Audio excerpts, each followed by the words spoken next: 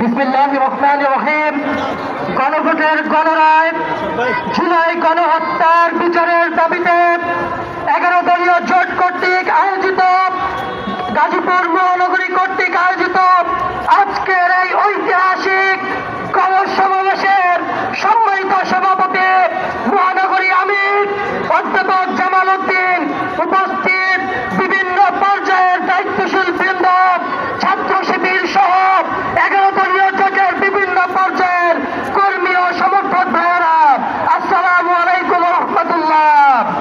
সংগ্রামী উপস্থিতি, আমরা 2024-এ রক্তক্ষয়ী সংগ্রামের মধ্য দিয়ে এদেশের মানুষের স্বপ্ন ছিল চাঁদাবাজ, কেন্দ্রবাজ, ক্যাম্পাসে সন্ত্রাসমুক্ত এক নতুন বাংলাদেশ বিনির্মাণের। কিন্তু দুঃখ ভারাক্রান্ত হৃদয় নিয়ে আজকে এখানে দাঁড়িয়ে আমাদের বলতে হচ্ছে, এক সন্ত্রাসকে বিদায় করে, এক দুর্নীতিবাজকে বিদায় করে, চাঁদাবাজকে বিদায় করে আরেক সন্ত্রাসবাদ চাঁদাবাজদের হাতে আমরা ক্ষমতা তুলে দিয়েছি। সেই বিবেক বুদ্ধি বিক্রি করা প্রিয় গাজীপুরবাসী, প্রিয় দেশবাসী, যারা 500 টাকায় নিজের বিবেক বিক্রি করে দিয়েছিলেন, তাদের প্রতি ধিক্কার জানিয়ে বলতে চাই, আজকের বাংলাদেশ কেমন উপভোগ করছেন।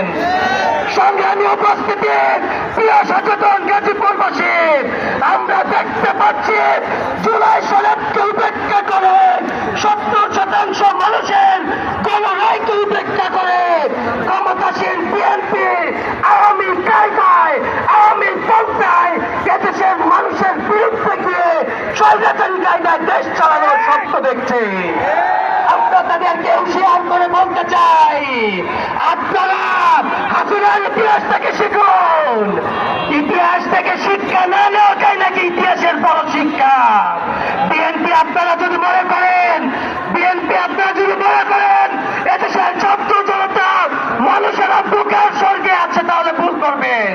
আমরা শুনতে পাই, আমরা দেখতে পাই, নির্লজ্জভাবে স্বরাষ্ট্রমন্ত্রী বলে তাদের যেসব প্রতিশ্রুতি ছিল সেগুলো নাকি জাতীয় নির্বাচনে জেতার কৌশল।